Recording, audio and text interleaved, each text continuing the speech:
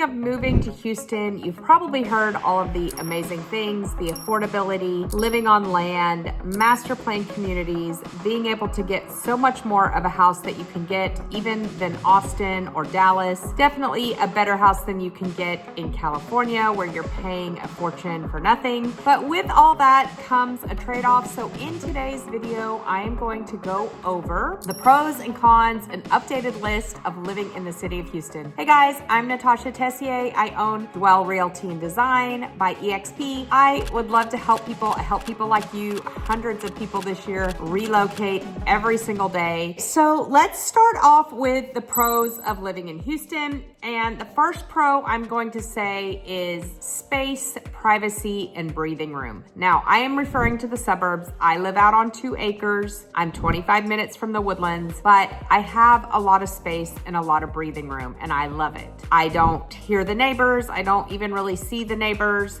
When I come home, it's very quiet, it's very peaceful, and I love living on a little bit of space. So you have a lot of freedom out here to live kind of how you want. When my kids were younger, we did live in a master plan community and it was amazing and they loved it. They had friends on every corner. We met at the neighborhood pool. We met at the food truck. We met at the basketball courts or the playground. Great way to live. Now they're a little bit older and we have moved out. Still in a neighborhood, but we live on acreage with really low taxes. Of course, I love that. So, and then like within, if you choose the master plan community route, we have so many now. Preston, Bridgeland, Woodland Hills. I have 3 under contract, building in 2-step farms, which is an amazing new community right here by my house. But with all those, you're gonna get great amenities, neighborhood pools, neighborhood parks. We don't have that kind of stuff in my community. We live on the water, so we do live on a fishing lake, but we don't have walking trails, neighborhood pools, workout facilities, all those things. You can have land and you can have space and more privacy, or you can live in a master plan community and have all the amenities right there at your fingertips. My number 3 is the highly rated school districts. Pretty much my kids have always gone to public school. We did do 2 years at a small private Christian school. We loved it. It was amazing. It just was not big enough for where my kids wanted to be. So my kids are all really into sports and they wanted to play, you know, big Texas high school football and golf and volleyball and all the things. But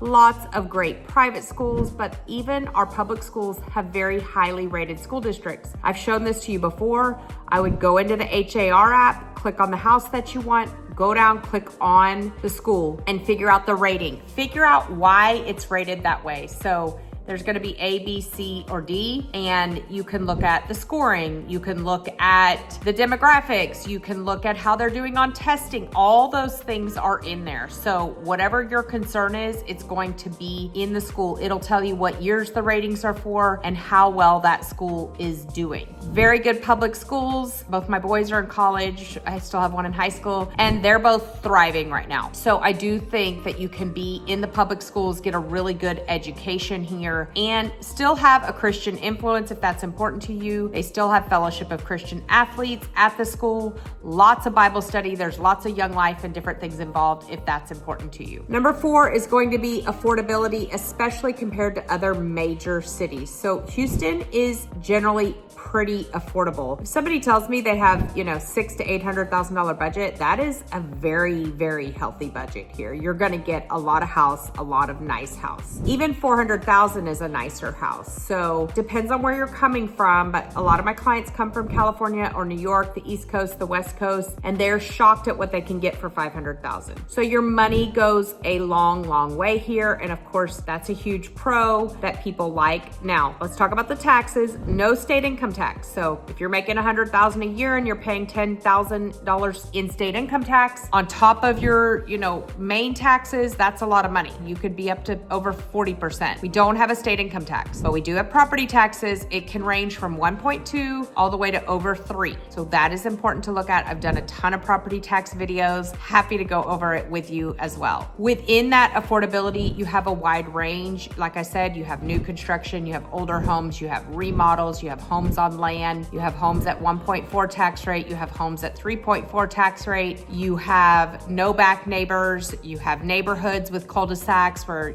everybody's very close and there's a ton of kids running around and lots of instant friends. You have privacy, so many ways to do that, but they are affordable for the most part compared to especially other large cities. And we can be, at an international airport in 40 minutes. I have Costco 20 minutes from me, the Woodlands, which has really everything I need, all the hospitals, everything I need, all within 20-25 minutes of where I'm at. The number 6 pro is going to be tight niche, close families. So many of my clients that move here say, oh my gosh, on day one, there were 10 kids standing on our doorstep, or they're all of a sudden traveling with their neighbors. Their neighbors are like, I showed a lady a house today out in Bentwater. She lives in Tomball in my old neighborhood. And she's like, I don't want to leave my neighbors. Like, we love our street. We are all best friends. We've been there, 6-7 years, and we are all best friends. People will ask you over, Halloween is a big deal. Everybody's at the end of their driveway. They'll sit out, play music, and have a beer together. They might ask you to come over and have a beer in the garage. They might bring you chocolate chip cookies. You'll meet people at the park. Very friendly and tight-knit community. So if you're looking for that sense of community, then this could be the place for you. There's a lot of master plan communities, and then also over 55, which have activity coordinators, and they have events,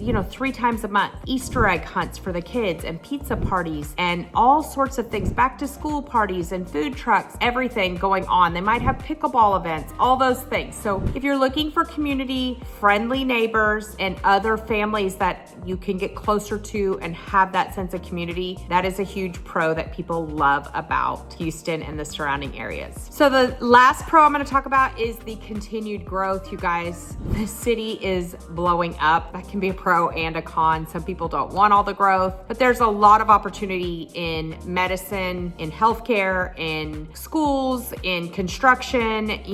We need plumbers, we need electricians, we need all of it because our growth and our economy is booming. Every time I turn around, there is a huge master plan community going in. People are constantly moving here every day, which means more opportunity. One of my clients just opened up an acai bowl place, which I think is really, really cool. Bring your work with you, bring your trade with you, and notice all the opportunity locally, which I love. A lot of nurses have moved here. My clients in healthcare have been able to get jobs really, really easily. Family of mine is closing in a few weeks, and she's a nurse. And I just saw a post of hers yesterday, and she said it was her son with his 2 teachers. And she was like, God knew what he was doing when he brought us here. We have the most amazing teachers and the most amazing school and neighborhood. And it just brings me so much joy to see people really thriving in the area and finding a place that is perfect for their family. So lots of opportunity. I've talked about all the things growing. Apple is putting their big building in here. I had a ConocoPhillips person call me the other day. Lots of relocation and lots of growth in the area, which in turn means lots of opportunity. We're moving on to the cons. I'm sure you know these already, but let's go through them because they're important. My first one is going to be commute time. So if you're, a pilot and need to get to the airport, I deal with a lot of pilots. If you need to get to IAH, what is a normal commute time? What is too far? If you're working downtown, you probably don't want to live on Lake Conroe if you have to commute every day. That's a very long commute. If you're working from home, then it doesn't matter. But a lot of people complain about the traffic.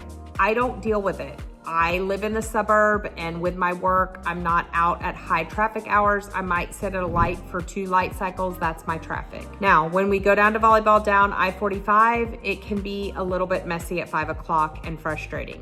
So you want to plan for commute times if you're working somewhere and need to be somewhere. It'll surprise you as to how hard it can be depending on where your job is located. So please keep that in mind. I have a lot of energy corridor going over to Fulshire area and Katy because that's a lot closer to get to that side. So let's look at where you're working, where you need to be, and what makes the most sense, because a con can be sitting in the car and commuting for 2 hours. Okay, the next thing I mentioned is property taxes. In the new construction, it can be around 3%. Granted, we just voted in to have the tax drop. So homestead and over 65 exemptions are going up to 140 and 200. Obviously, if you're 100% disabled, you don't pay property taxes. That's amazing. So, but they can be a con. And so you need to think about it, because let's say you have a $400,000 house at 3%, you're looking at $12,000 before exemptions. And that big exemption of $140,000 off. So if you have a $400,000 house, you're looking to pay it on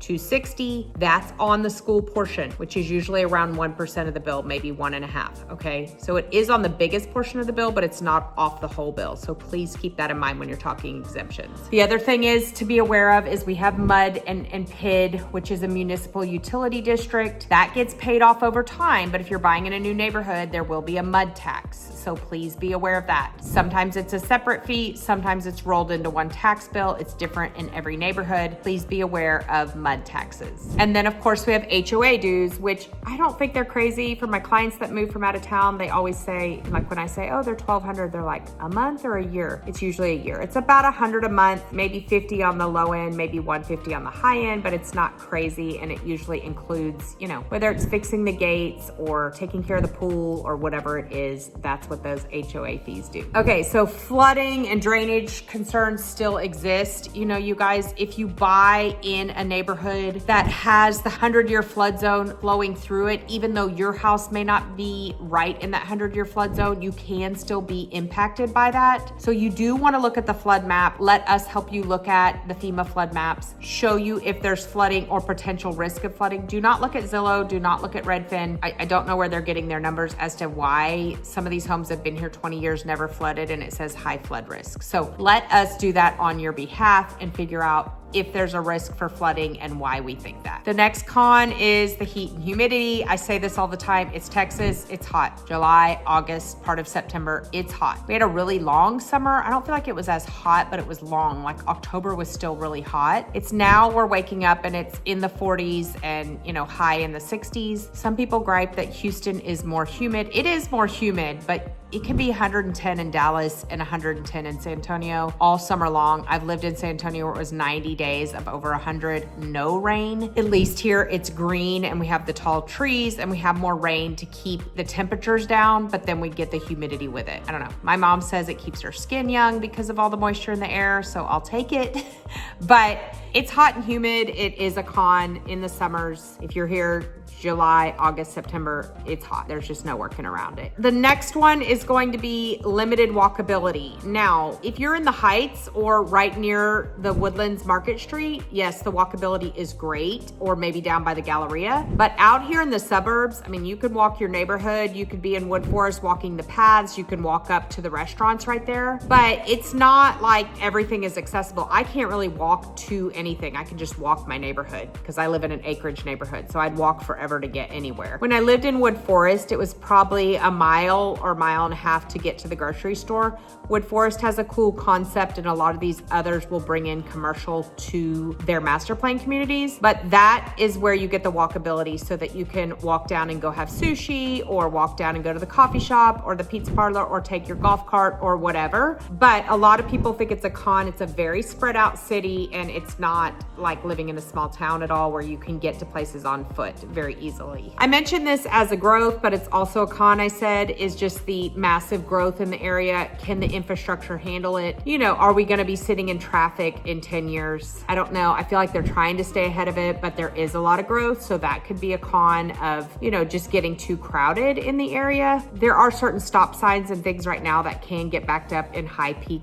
traffic times, but it's not, you know, like sitting on a 5-lane highway for me anyway. I'm sure it happens in the city of Houston. I used to live there and it did happen, but the more we grow, the infrastructure has to change to be able to handle all the growth. So just watching for what areas might be full of traffic or become a nuisance during high peak times. Okay, so the bottom line is, why does all that matter? The bottom line is there's pros and cons to everything. There's pros with living on land, having lower taxes, an older area, versus the pros of being in a master plan community with all the amenities and being able to walk to the grocery store or have built-in friends. The tax rates are pros and cons. There's so many different ways to live in this city, and that's what I love about it. I love talking to people and finding out, like, hey, you know, we have young kids. We want to have 4th of July parades in our neighborhood and Halloween be a really big deal. Or, you know, we're retiring, we want peace and quiet. You know, whatever it is, there's a lot of different ways to do it, but it's important to kind of prioritize your list. And I have people going through this right now. They're looking at old and new construction. I'm like, well, you know, you're not going to really get new construction on much bigger than a 10,000, maybe 12,000 square foot lot without paying in the millions. in. So you have to think about what's important to you, the new house or the land. It's just what's important to you. And just understanding the distinction between all the different ways to live and what is going to work best for you and your family is very, very important to think about. Do you want the master plan community? Do you want land? Do you want to be near the airport?